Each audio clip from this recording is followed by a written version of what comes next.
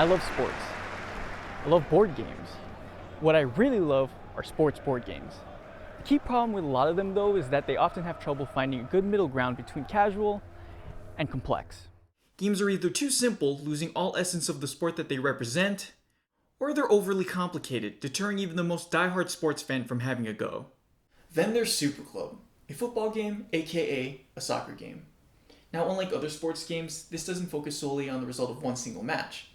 As the box implies, it focuses on front office management, so stuff like training, finances, and signing talent. There are matches to be won or lost, but the backbone, or the crux of Superclub, is building and managing your team. The game plays 2 to 4 players, up to 6 if you count the expansion. It starts off with each player, or manager, as they'll now be called, choosing from one of these nice club folders, each with their own unique club crest and motto. Will you swear your allegiance to the Red Valley Rovers, the Green Hill Rangers, or maybe the...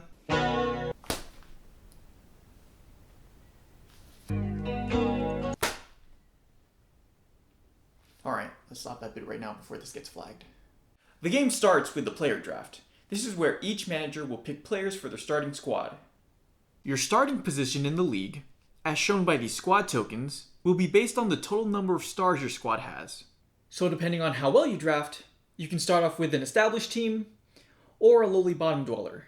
Players' positions are represented by their color: green for attack, yellow for midfield, red for defense, and white for goalkeepers. The great thing about the draft is the huge amount of players, guaranteeing that no 2 games will ever be the same. And if you happen to get the expansion, it adds even more players into the mix. From your young prospects, to your established players, to your Phil Joneses. The game is played over multiple rounds, with each round being divided into 2 phases, off-season and season. Off-season starts with finances, as managers get their starting money. In later rounds, it will be based on their previous position in the league, as well as their stadium revenue. With that, they'll pay their players' wages based on their total star number in millions. After the first season, teams will also get some help with a captain's boost that increases their strength during a match. The lower your placing, the better your boost. So it makes up for the lesser revenue. It also gives some help to those teams falling behind. While money for more players and small stat boosts help, the more cost-effective way of strengthening your squad is through training.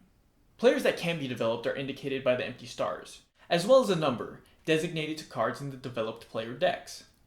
The way the game handles training may seem a bit unrealistic as it involves dice rolls, but growing a young player into a good one isn't all that hard. It's only when you get to the higher levels that you'll truly need some luck to get them over that proverbial hump. And that, for me, is where this game, as well as other sports games, shine. The stuff that's left unsaid and up to our imagination. This player may have gotten a bad role, but in my mind, he may be a delinquent, he may have a knack for small injuries that have hampered his progress, or he might just be an overhyped garbage heap. It's those little storylines that help create an investment in these players. In that way, the dice factor ends up adding a bit of realism to training, as for every player you can consistently upgrade, there's always one that gets left behind.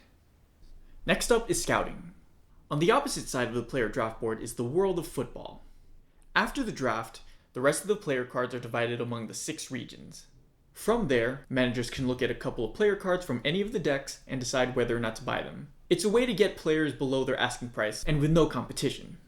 Now you're going to see a few scrubs before you see a quality player. But within these decks, if you're lucky, you may just be able to find the ever-elusive Garibaldi. Something to keep note of, decent goalkeepers are a rare commodity, which makes sense. With only so many managers in a single playthrough, you can't oversaturate on such a singular position. So when they pop up, make sure to snag one early. If not, you'll be stuck with the default keeper, the lowly rated and appropriately named Given. There's one step I forgot to mention during finances, and that deals with unhappy players. Though completely optional, this step adds a little extra drama to the game, as players of a high star value will not be playable to managers at a lower level. It's equivalent to a star player refusing to play for a bad team. In real life, they'd ask for a move to another club. Here, other managers of a matching star level can make bids to try and buy them. If no one can agree to a deal, the player will be benched for the entire season. Now, how many times have we seen that happen? Beyond that, players are free to negotiate with each other about player transfers and trades during the off-season. No financial fair play to worry about here. Superclub's version of Deadline Day has each manager bidding on a set number of cards drawn from the player decks. I love a good auction, and trust me, the way they have it has all the potential for chaos and trickery. The one way I'd improve it is by adding a countdown timer, to ratchet up the tension even further. It would make those last few seconds the difference between getting your superstar, or...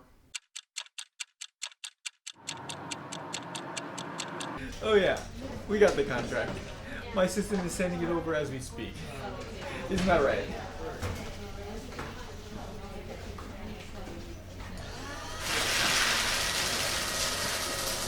You can also invest your money by upgrading various facilities, including your training grounds, your scouts, and your stadium, all of which net better perks the more you upgrade.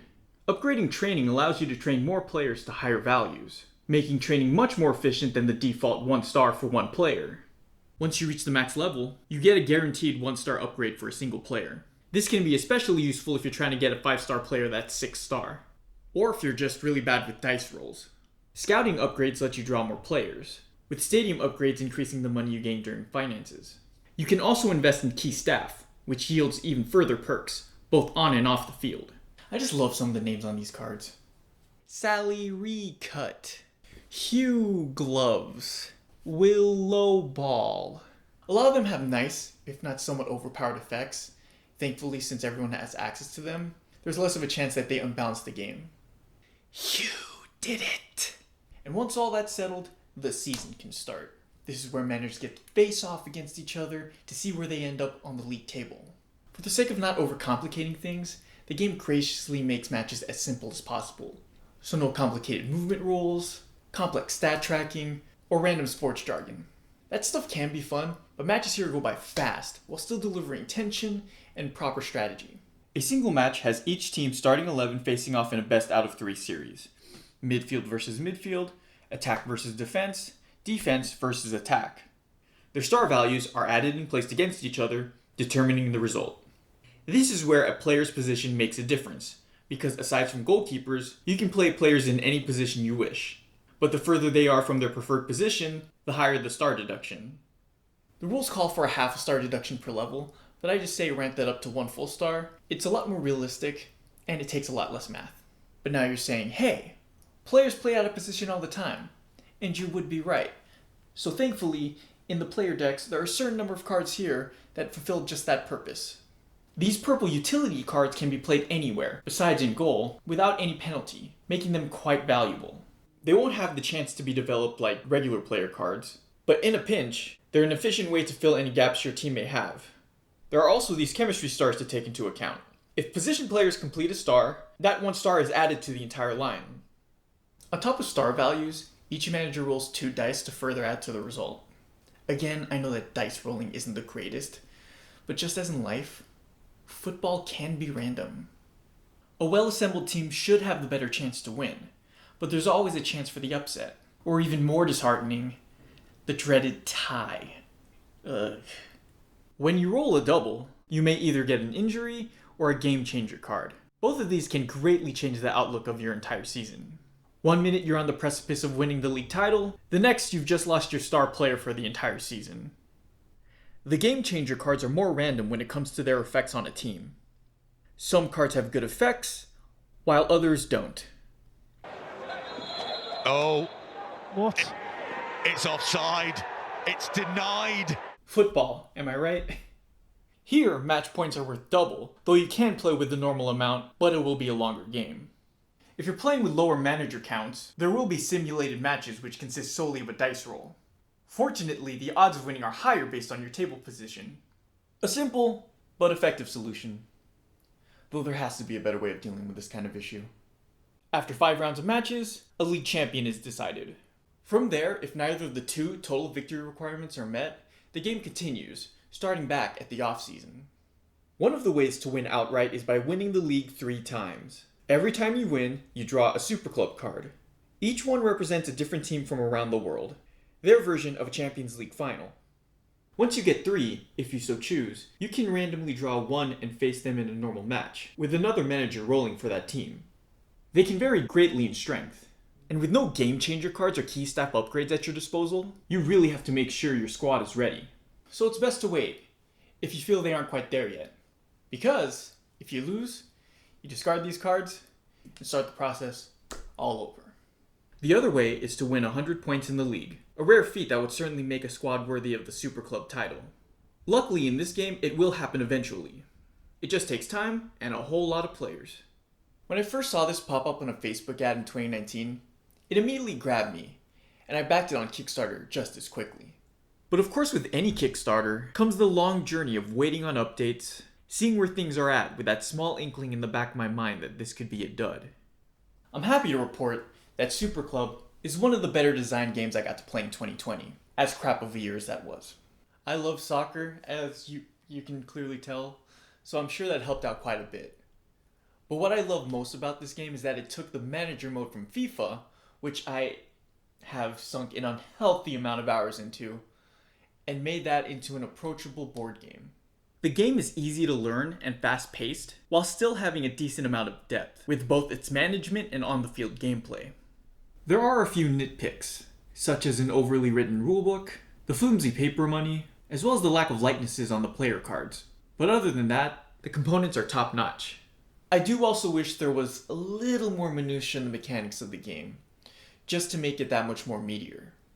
Like instead of dice rolls for simulated matches, using the Super Cup cards as pseudo-AI opponents.